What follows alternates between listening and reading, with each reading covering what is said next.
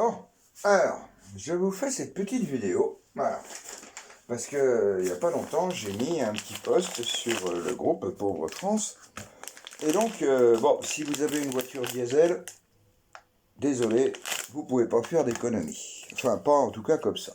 Sinon, voilà, ça, c'est ce qu'on appelle une clé ODB, ODB2, d'accord?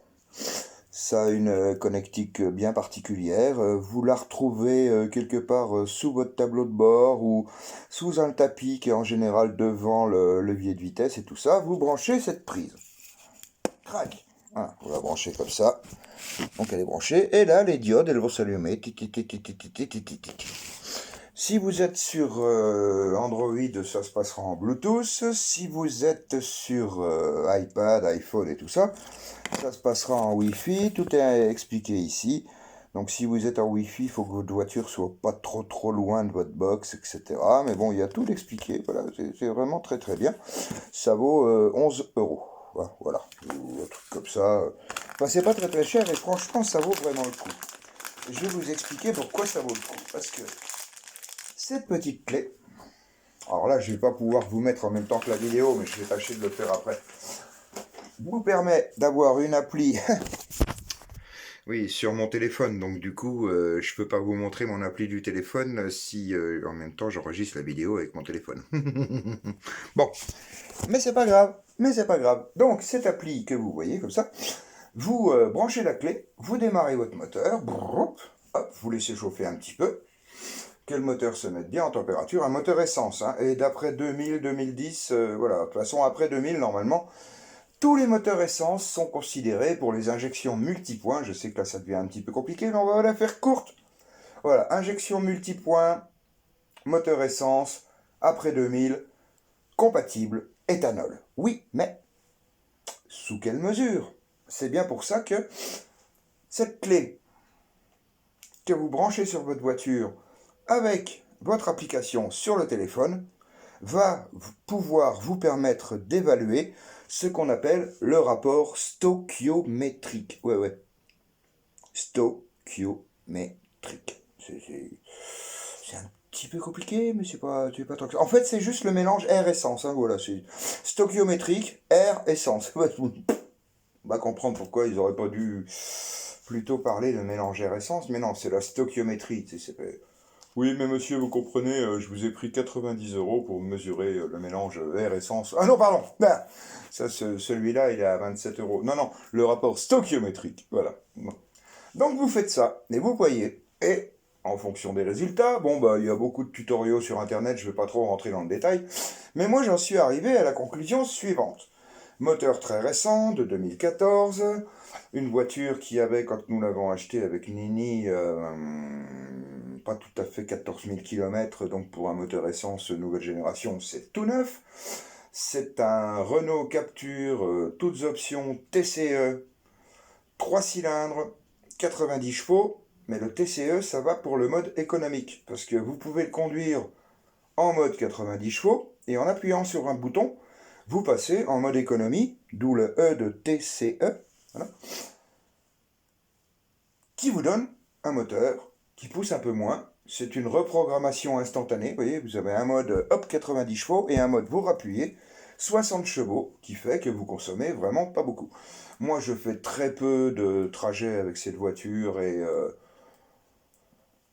bon, de temps en temps, je fais des 100, 200 km aller-retour, mais c'est pas énorme et la voiture, on s'en sert vraiment un minimum. Donc, c'est très intéressant et en plus, pour quelqu'un qui roule plus que nous, c'est encore plus intéressant si vous réunissez des conditions.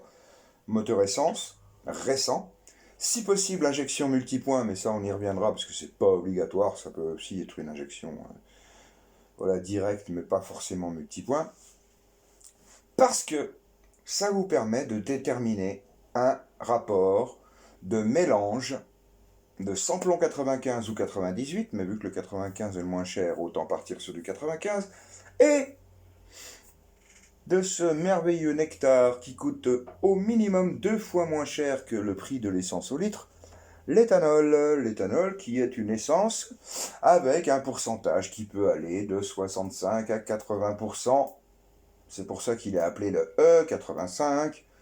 Et voilà, on l'appelle le 10, vous voyez, le samplon 95, parce que il peut y avoir jusqu'à 10, 15, 20% d'éthanol déjà dedans. Donc, vous roulez déjà à l'éthanol sans le savoir.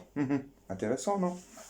Donc, une fois que vous avez fait cette petite analyse et que vous voyez, et surtout, fait très important, bon, ben, votre voiture, elle roule à l'essence, standard, 98 ou 95, bon, vous n'avez pas de souci avec. Vous laissez descendre la jauge au plus bas, passer facile 3-4 jours après le bip du passage sur la réserve, et vous allez à votre station-service, et pour la première fois, moi, ce que je vous recommande de faire, c'est de faire comme j'ai fait. C'est-à-dire, si vous mettez, allez, on va dire, juste pour un test, vous allez mettre 20 euros de samplon 95 et 10 euros d'éthanol. Ce qui va vous faire 10 litres de samplon et plus de 10 litres d'éthanol. Et tout ça va se mélanger dans le réservoir, vous démarrez, vous laissez chauffer le moteur, vous roulez un petit peu, vous regardez comment réagit la voiture et tout ça. Moi, du premier coup, ça s'est passé impeccable, hein. C'est-à-dire, j'ai tout de suite fait un mélange 50-50. Parce qu'on était à l'entre-saison, hein. Parce que ce qu'il faut savoir, c'est que l'éthanol a plus de mal à démarrer en hiver, donc avec des moteurs un petit peu plus anciens ou un peu moins perfectionnés que la mienne, excusez-moi du peu, des fois il peut y avoir des problèmes de démarrage à froid. Et pour les voitures comme la mienne, où on a juste un bouton à appuyer et on n'a pas de clé sur laquelle insister, bon, j'ai déjà pu remarquer que le moteur, lui, insiste, que le démarreur, le système est bien foutu. Le calculateur, en général, s'en sort assez bien, et tant qu'il y a besoin d'envoyer, il envoie. Mais bon, en premier lieu, vous faites un essai, vous mettez 2 tiers, 1 tiers, samplon, 2 tiers, et 1 tiers éthanol. Après ça, vous allez voir que votre voiture, elle roule bien, même la plupart du temps, vous allez être surpris parce que, oh oh putain, elle carbure mieux. Ce qui fait que ça va vous nettoyer les têtes de soupape, ça va dégraisser un petit peu tout le bordel et tout. Vous inquiétez pas, il n'y a pas de problème particulier. Il y a beaucoup de gens qui disent que l'éthanol est acide et tout ça, c'est pas vrai. Du moment qu'on roule avec des huiles de bonne qualité, comme aujourd'hui de toute façon, même l'huile au rabais qu'on te vend chez Leclerc sous la marque Eco, c'est de l'huile de très bonne qualité, donc t'en fais pas tant que c'est la bonne pour ton moteur et tout ça. Écoute pas les cons qui vont te dire ah ton moteur il va péter, c'est pas vrai. Moi ça fait déjà plus d'un mois et demi que je roule avec ça et franchement, waouh, je suis passé de 3 quarts de plein pour 60-65 euros à 3 quarts de plein pour 30 euros. Mais dis donc, ça fait pas plus d'une réduction de plus de 50% ça? Voilà. Et alors après, ce qu'il faut savoir, c'est que dans les plus mauvaises conditions, tu fais 2 tiers, 1 tiers. 2 tiers sans plomb, 1 tiers éthanol. À l'entre-saison, où il commence à faire beau, tu fais 50-50. C'est-à-dire que si tu mets...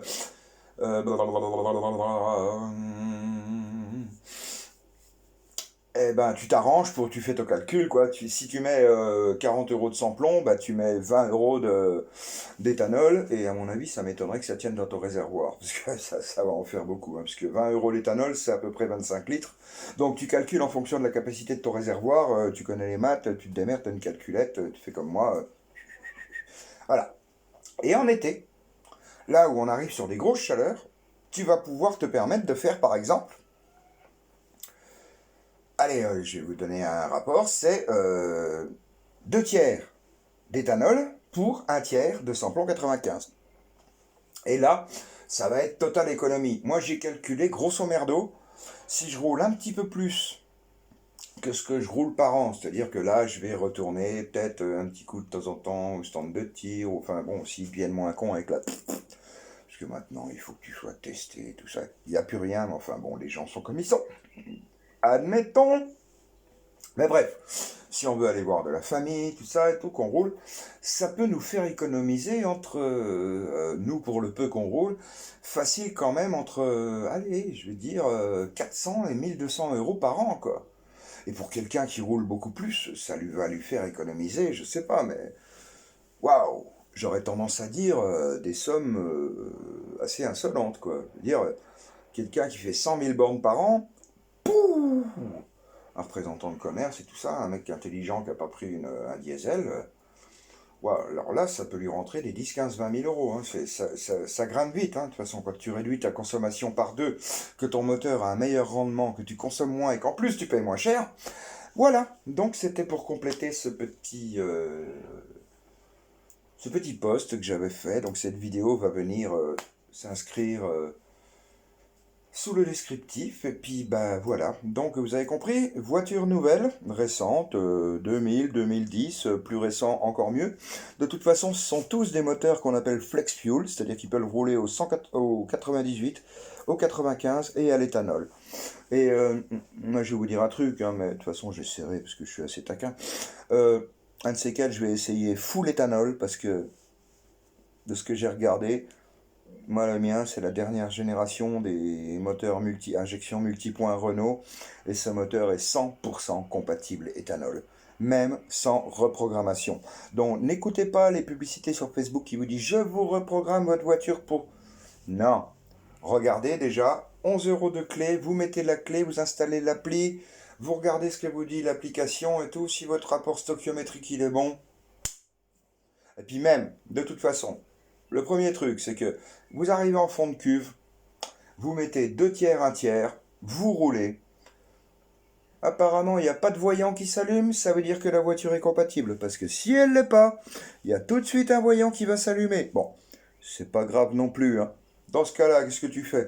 Tu laisses passer 2-3 jours en roulant, tu remets 10 litres de sans-plomb, ça va diluer tout ça. Et puis tu vois jusqu'à quand ça s'équilibre et puis que ton voyant il s'éteint. Une fois que tu gardes ça dans ta tête, et ben même sans la clé et tout ça, tu regardes à peu près le rapport, le pourcentage que tu mets de sans-plomb et d'éthanol, et à partir de là, tu as une base pour faire des économies. Sur ce, messieurs, dames, bonsoir.